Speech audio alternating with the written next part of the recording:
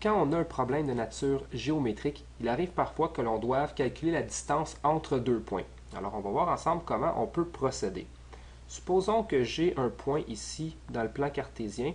On va lui donner comme coordonnées, bon, disons 4, 3. Et disons qu'on a un autre point ici, alors on va lui donner comme coordonnées, disons, moins 1, bon, disons moins 3. Voilà. Supposons que ce sont mes deux points. Et je veux calculer la distance entre ces deux points. Bon, bien entendu, la distance la plus courte, ça va être la ligne droite entre les deux points. Alors, ça va être la longueur de mon segment rouge. Alors maintenant, ce que je dois faire, c'est déterminer comment calculer la longueur de ce segment-là. Ce que je vais faire, je vais tracer deux autres segments. Un qui est parallèle à l'axe des X et qui passe par mon premier point. Et un deuxième qui est parallèle à l'axe des Y et qui passe par mon deuxième point. Voilà. Alors, qu'est-ce qu'on remarque? On remarque que l'on vient de former une figure géométrique ici. Hein, on vient de remarquer qu'on a un triangle. Il est fermé par le côté rouge et par les deux droites jaunes qui sont ici. Alors, c'est ici l'intersection des deux droites. Voilà, je vais mettre ici là, les points bleus là, pour délimiter comme il faut mon triangle. Alors, délimité par les trois droites avec les points. C'est un triangle un peu particulier, c'est un triangle rectangle. Bon, comment je suis certain que c'est un triangle rectangle? Comme ceci est parallèle à l'axe des X et que cette droite-ci est parallèle à l'axe des Y, comme mes axes se coupent à angle droit, et bien ici, on a un angle droit aussi, et donc je suis en présence d'un triangle rectangle.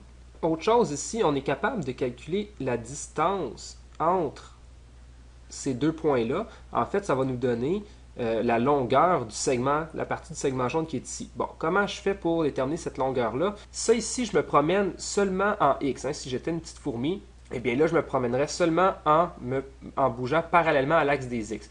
Alors, je pars de moins 1, ici, et j'avance jusqu'à 4 en X. Donc, de moins 1 jusqu'à 4. Donc, je sais que ce côté-ci mesure 5. 4 moins moins 1. Je vais peut-être écrire ici 4 moins 1 nous donne le 5 qui est ici. Même chose ici, une fois que ma fourmi aura fait ce parcours-ci de longueur 5, elle peut venir se promener ici sur l'autre côté du triangle, mais cette fois-ci parallèlement à l'axe des Y. Alors, elle va partir à moins 3, ici, et elle va aller jusqu'à 3. Alors, ceci veut dire que la longueur de ce segment-ci est 6. Donc, d'où sort le 6? 3 moins le moins 3 qui est ici, ce qui me donne 6. Alors là, j'ai les deux longueurs de mon triangle rectangle qui sont sur les cathètes. Étant donné que je suis dans un triangle rectangle, je peux maintenant utiliser Pythagore pour trouver le côté ici qui est mon hypoténuse. Alors, on sait que l'hypoténuse au carré va être égale à la somme des carrés des deux plus petits côtés, donc 5 au carré plus 6 au carré, ce qui nous donne 25 plus 36, ce qui donne 61. Et donc, la longueur du trajet, ici en rouge, c'est racine de 61. Bien entendu, là, je vais prendre la partie positive de la racine carrée, étant donné que je cherche une longueur. Donc, racine de 61, c'est la longueur ici de mon hypoténuse, et donc c'est la distance entre mes deux points. Maintenant, si on voudrait avoir une formule générale pour pouvoir calculer toujours la distance entre deux points, alors, ce que je vais faire, c'est que je vais remplacer les valeurs que j'ai données ici, qui sont des valeurs concrètes, par deux valeurs abstraites. Disons que ça, c'est mon premier point. Disons que je l'appelle P indice 1. Et ceci, c'est mon deuxième point, P indice 2. Et je vais donner des noms ici à mes deux valeurs. Donc, au lieu de l'appeler moins 1, moins 3, disons que ça serait le point plus général x1, y1. Et qu'ici, j'avais le point plutôt x2, y2. Alors, comment on trouve la distance entre ces deux points-là? Alors, je vais y aller en reprenant la formule. Donc, par exemple, bon, pour mon côté au carré, ici, j'avais 5 au carré plus 6 au carré. Alors, le 5, qu'est-ce que c'est? C'est la distance ici là, sur l'axe des X. Donc, dans le fond, le parcours que j'effectue de façon parallèle à l'axe des X. Si on remarque comment j'ai trouvé mon 5, c'était 4 moins 1. Donc, c'était la valeur de x2, 4, auquel j'ai soustrait la valeur de x1. Donc, 4 moins 1 au carré, parce que mon 5, il est au carré. Même chose pour le 6. Le 6, c'est le parcours qui a été fait en suivant l'axe des Y de façon parallèle. Alors, comment j'ai trouvé mon 6?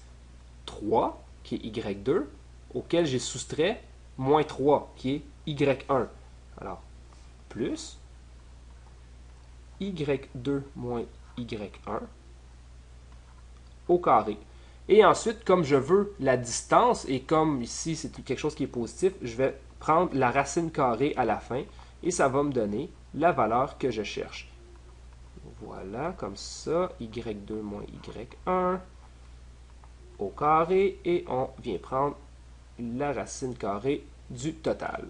Donc, par exemple, si j'avais deux autres points, disons que j'avais le point P1, bon, disons qu'on aurait 1, 2, et le point P2, bon, disons 7 moins 12, eh bien, si je veux calculer la distance entre ces deux points, alors je peux l'appeler C ou je peux l'appeler D. En fait, ici, là, j'ai utilisé C parce que c'est souvent la lettre qu'on utilise pour l'hypoténuse dans un triangle rectangle. Ça pourrait être H aussi, mais comme ici, on parle plutôt de distance, je vais dire D pour distance.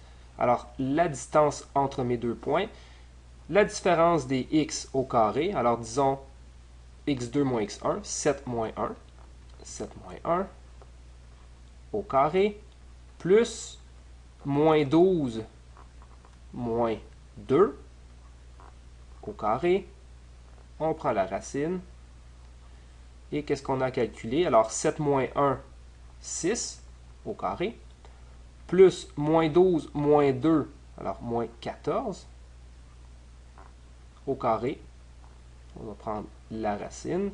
Ceci donne 36 plus 196, la racine.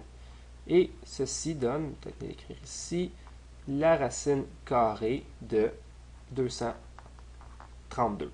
Donc là, si on veut l'évaluer, on peut l'évaluer. Ça donne, bon, disons qu'on garderait deux décimales, ça donne environ 15,23. Alors, tout dépendant, qu'est-ce qu'on a de besoin comme information? Est-ce qu'on a besoin d'une réponse approximée ou une réponse exacte? Alors ici, on a la réponse exacte, racine de 232, ou une approximation à deux décimales, 15,23.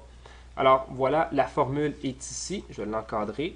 Alors, la formule pour trouver la distance entre deux points est donnée par la différence des x au carré plus la différence des y au carré.